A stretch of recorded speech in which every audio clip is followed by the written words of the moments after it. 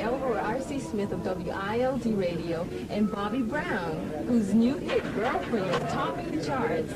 Congratulations. Well, Bobby, let's talk about the dirt. Right to the point, Elroy. Yeah.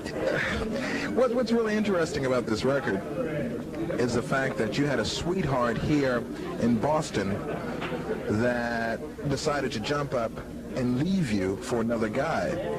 So you decided to record a song that's really working for you, which is called Girlfriend. And you're looking for a girlfriend. Tell us about how the breakup happened, and let's talk about it for a bit. Well, the breakup happened because when I left the group, and I was coming home, I called my girl, I told her, I'm on my way home, baby. I just, I left the group and I'm going to be going solo.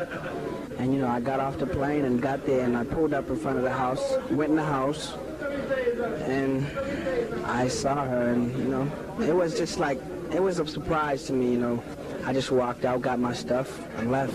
Now, are we saying that she left you because you left the group? Did that have anything to do with another guy? She was there with another guy.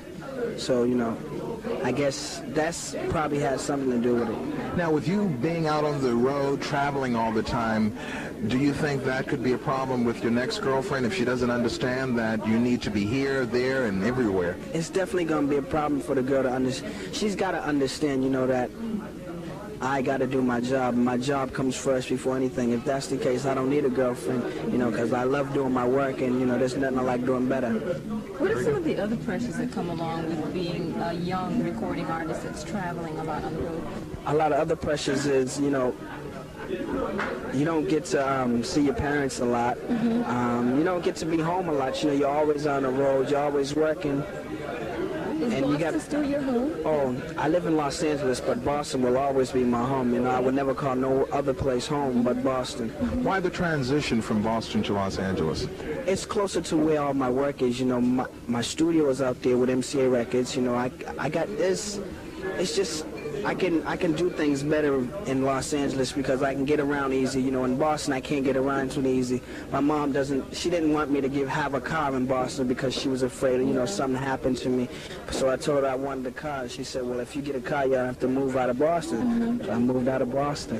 One thing, Bobby, I admire about you is you don't forget where you have come from, meaning I've seen you in terms of friends that went to school with you. You acknowledge them, you take time out to talk with them. Do you feel as though there's some jealousy, or they understand what you're doing and they're supporting you 100%? Well, I feel like this. If a person is going to be entertaining and he's going to be going on a road, if he don't come back to, the regular, if he don't be himself when he comes back to his friends, they're gonna wait, not this. Your friends are expecting you to change once you, start making records and all that and making money.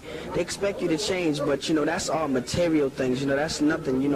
I come back to Boston because that's where my roots are. I grew up in the ghetto, so. Change, though, Bobby, in your experiences that have taken you around the world, around the country. What do you think has changed about you since you were here, a teenager here in Boston? I got more smarter about the streets. I'm not a street hanger. Before the group, I was in a gang. I did the same things the guys are doing out there now. But I took the right route. I went the right way. I knew what was going to happen if I kept going that same way in the criminal lane. Which I can say, I used to be a criminal, but now. I knew I had to make a change when my buddy got killed. But my buddy James Flint was, stabbed in Roxbury. And after that same day, that's the day I had put New Edition together. He was supposed to be in the group. And ever since then, I just made it an effort that I make sure I got to get my family and myself out of the area where all this is happening. And, it's bad because I still go down there and see a lot of things still happening. And I try to look over it, but you can't look over it. It's still there. So we got to try to do a lot of better things. On you as a young recording artist to be obligated sort of to that age group and that population, to your friends to come back and still be the same way that they want you to be?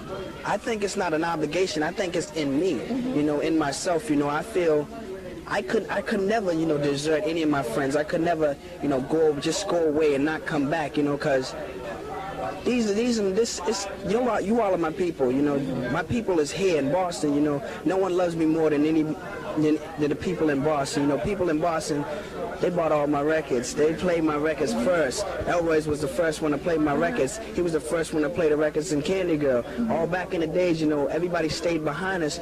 How can you forget these people? You know, you can't forget them. Now, Bobby, when you decided to become a soloist, many people were anticipating all sorts of things. What will happen? Will he make it? Leaving a major group like the New Edition, how can he do it on his own? And believe me, Bobby, you have come through with flying colors. And another point I want to make about being a soloist, coming out with your very, very first record, it's a ballad. A lot of artists say it's real tough to introduce yourself as a solo artist with a ballad. What are your feelings on that?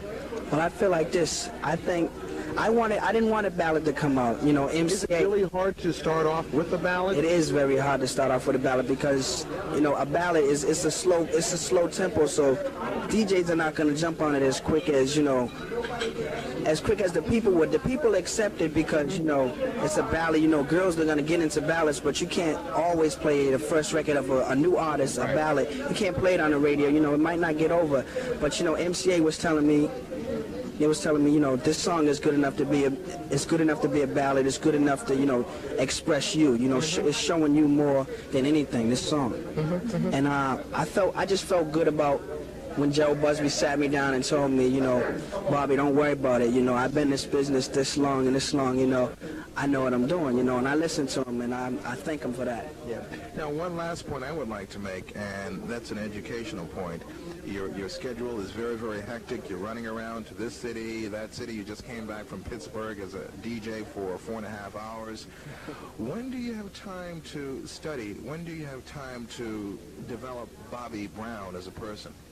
Well, I study on my own right now, but I'm studying to take a test for my GED, and I should be taking that test in 2 months. Good. Do you plan to pursue further education, or what are your plans with regard to education? Well, I want to go to college for technology because I want to learn how to, you know, that's where everything's going right now. You know, the future is going to be all technical. You know, so I want to go to college for about 2 years and just, you know, take up technology. You would have to go to a private college, of course. Otherwise, if you go to a public college, hey, this is Bobby Brown, sing to me in class. Meanwhile, do you want to continue recording? Yes, I will be recording the rest of my life. You know, I've been in entertainment since I was 3 years old, and there's no reason why I should give up now. So what does the future hold for Bobby Brown? Well, the future holds a lot of producing, a lot of writing, you know, video scripts, movie scripts. I want to get into everything, you know.